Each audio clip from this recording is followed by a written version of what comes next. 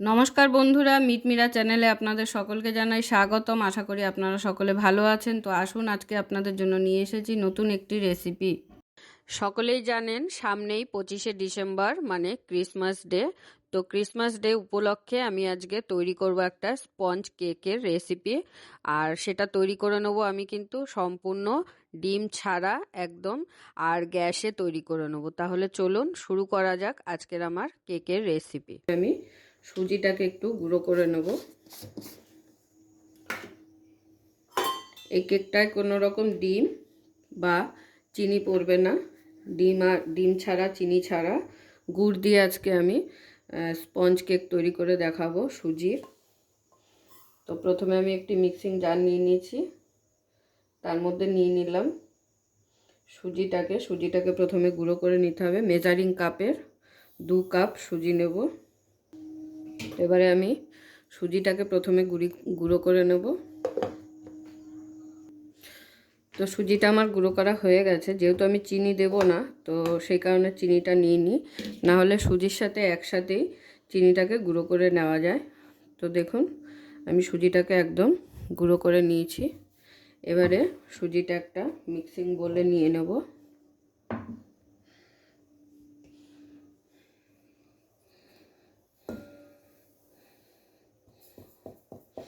মেজারিংগুলো কিন্তু খুবই important. Measuring যদি ভুলভাল হয় তাহলে কিন্তু কেকটা একদমই ফুলবে না। তো সেই কারণে মেজারিংগুলো অতি অবশ্যই মাথায় রাখবেন।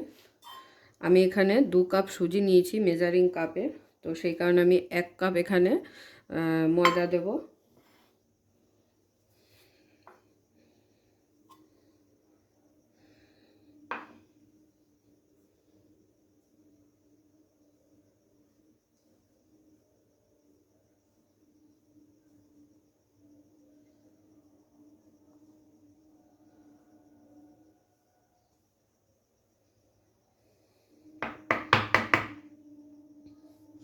দিয়ে দিলাম 1 কাপ ময়দা।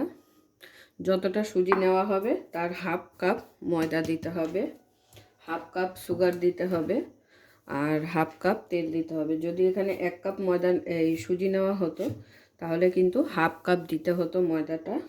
এবার দিয়ে দেবো আমি খেজুরের গুড়।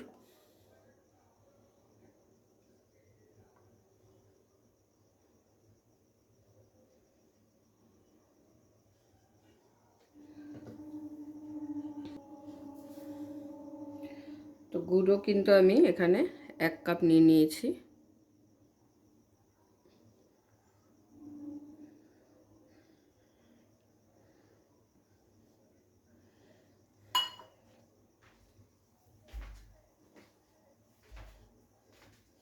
এবারে ভালো করে সবগুলোকে একটা পেস্ট তৈরি করে নেব। যেহেতু সুজি দিয়ে করছি, তো সুজিতে কিন্তু দুধটা খুব টেনে যাবে। তো দেখুন, আমার গোলাটা একদম রেডি হয়ে গেছে। ঠিক এই পর্যায়ে আমি গুলিয়ে নিয়েছি। খুব বেশি গাঢ়ও না, খুব বেশি পাতলাও না। তো এটাকে এখন 10 মিনিট আমার রেস্টে রেখে দিতে হবে। যেহেতু সুজি, তো একটু ফুলবেই, তো সেই কারণে 10 মিনিট রেস্টে রাখবো। তো তার আগে দিয়ে দিচ্ছি সামান্য পরিমাণ একটু নুন। মিষ্টিতে যদি নুন না পড়ে তাহলে সমান সমান হয় না মিষ্টিটা। তো সেই কারণে একটু সামান্য নুন দিয়ে দিলাম।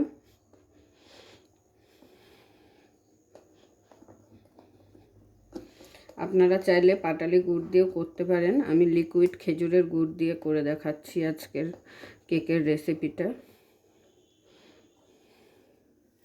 তো এবার আমি এটাকে রেস্টে রেখে দেবো 10 মিনিটের জন্য।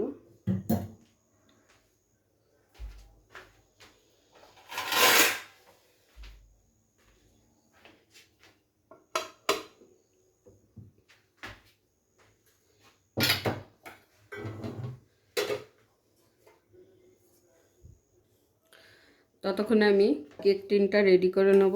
কেক টিনের মধ্যে দিয়ে দিয়েছি এরকম একটা টিস্যু পেপার। তো প্রথমে কেক টিনে কিছুটা রিফাইন্ড অয়েল দিয়ে দেব। ভালো করে ব্রাশ করে নেব। তো চারিদিক দিয়ে ভালো করে ব্রাশ করে নিয়েছি। এইবারে আমি পেপারটার মধ্যে দিয়ে দিচ্ছি।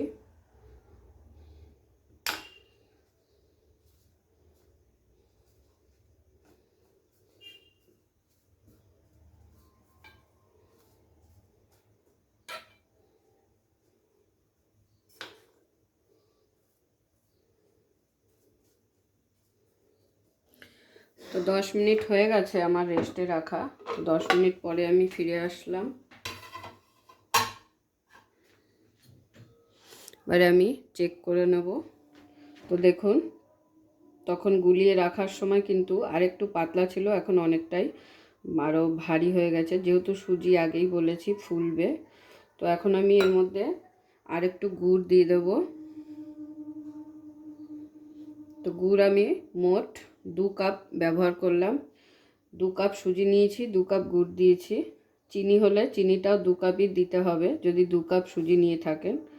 আর যদি 1 কাপ সুজি নিয়ে থাকেন তাহলে 1 কাপ মিষ্টি দেবেন, মানে 1 কাপ চিনি।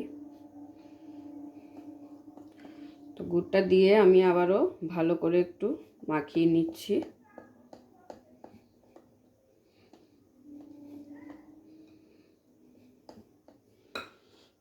এরপরে দিয়ে দেবো 1 কাপ রিফাইন্ড অয়েল।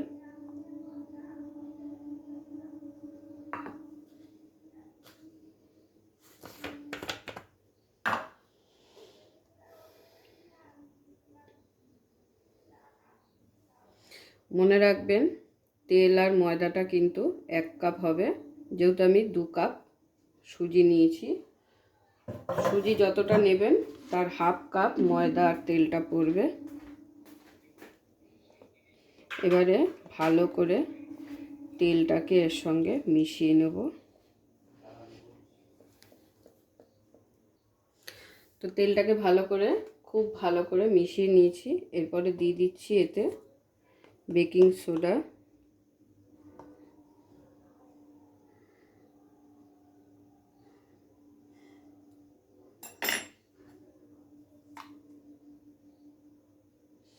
এক চামচ বেকিং সোডা দিয়ে দিলাম। এবারে এটাকে একটু ভালো করে মিশিয়ে নেব।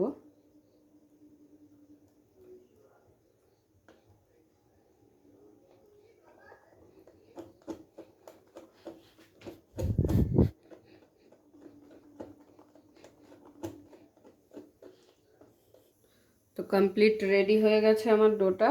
এবারে আমি কেক টিনের মধ্যে ট্রান্সফার করে নিচ্ছি।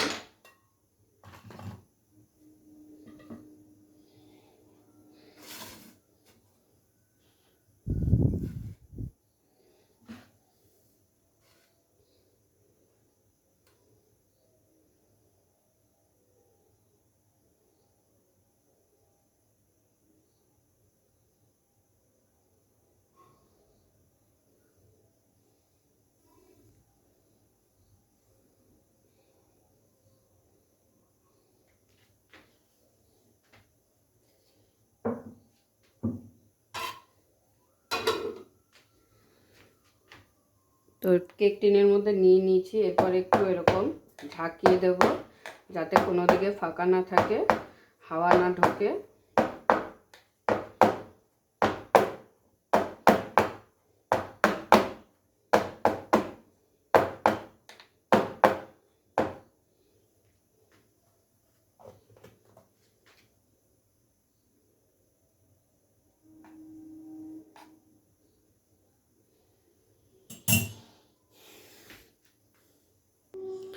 সব কিছু মিশিয়ে নেওয়ার পরে একদম লাস্টে দিয়ে দেবো ভ্যানিলা এসেন্স। এখানে আমি 1 চামচ দিলাম।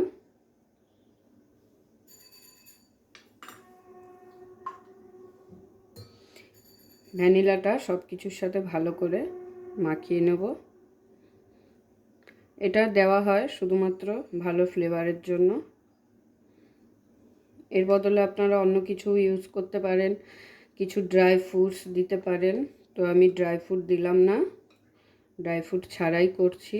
পরে ওপরে দিয়ে দেবো টুটি ফুটি বা ড্রাই ফ্রুট, যে কোনো রকমের ড্রাই ফ্রুট আপনারা দিতে পারেন।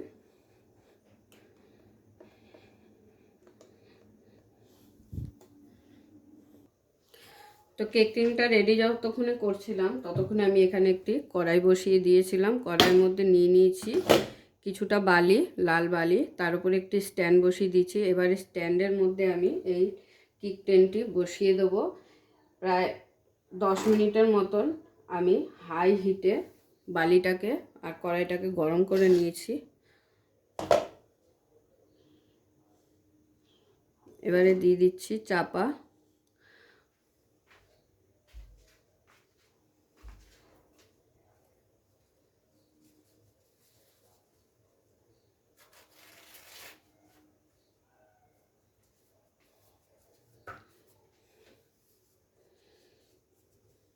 ঢাকনায় যে ছিদ্রটি থাকে ওটাকে আমি একটি কাগজ দিয়ে বন্ধ করে দেব,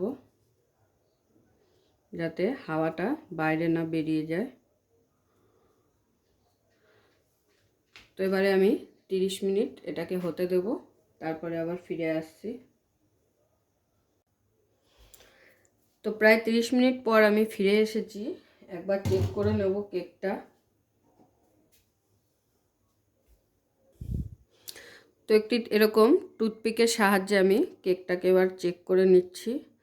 তো দেখুন টুথপিকের গায়ে কিন্তু এক ফোঁটাও কেক লাগছে না। তো তার মানে কেকটা আমার ভালোভাবে সেট হয়ে এসেছে। তো এখন আমি কিছু ড্রাই ফ্রুটস সাজিয়ে দেব। আগে দিইনি, কারণ আগে দিলে ভেতরে ঢুকে যেত, তখন দেখতে ভালো লাগতো না। তো সেই কারণে কেকটা প্রায় হয়ে যাওয়ার 5 মিনিট আগে দিলেই ভালো লাগবে। তো আবার আমি বেশি না 5 মিনিটের জন্য একটু চাপা দিয়ে দিচ্ছি। এরপরে আমি কেকটাকে ডিমল্ট করে নেব। তো 5 মিনিট হয়ে গেছে। এবারে আমি কেক টিনটাকে নাবিয়ে নেব। নাবানোর আগে টুথপিক দিয়ে আবার একবার চেক করে দেখে নিচ্ছি। তো দেখুন খুব সুন্দরভাবে কিন্তু কেক আমার একদম সেট হয়ে গেছে আর একদম রেডি। তো এবারে আমি এটাকে নাবিয়ে নেব।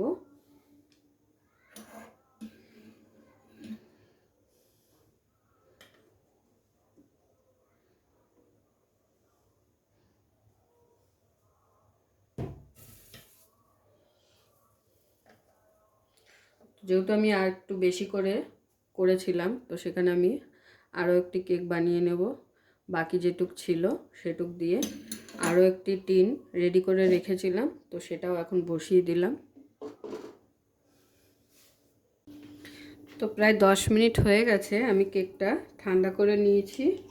এবার আমি কেকটাকে একটি প্লেটে সার্ভ করে নেব।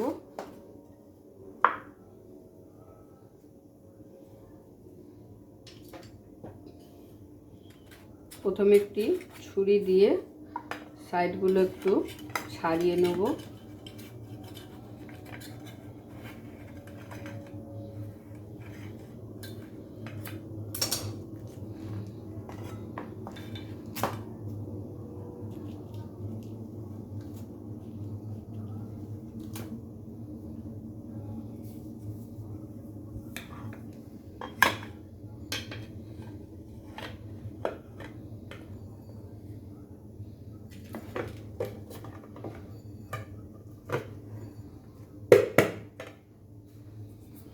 তো দেখুন খুব সহজেই কিন্তু কেকটা বেরিয়ে আসলো। এবারে আমি যে কাগজটা আছে সেটাকে হালকা করে ছাড়িয়ে নেব।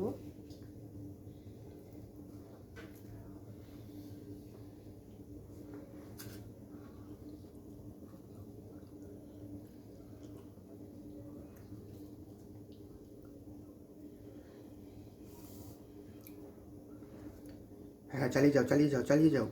বন্ধ কর। তো দেখুন পুরো কাগজটা আমি পেছন দিয়ে তুলে ফেলেছি।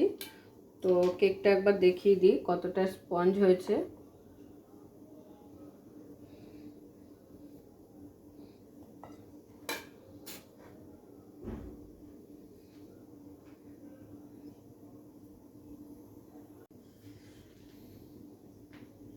তো আমি একটু কেটে দেখিয়ে দিচ্ছি।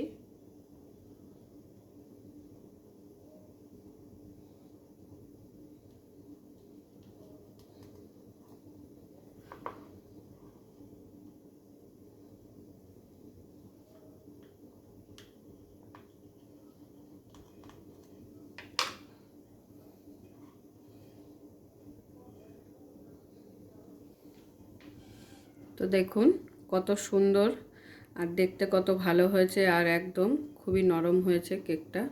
আশা করি দেখে বুঝতেই পারছেন কতটা স্পঞ্জি ভাব হয়েছে। তো এইভাবে ঝটপট ঘরে বানিয়ে ফেলুন সুজি দিয়ে কেক।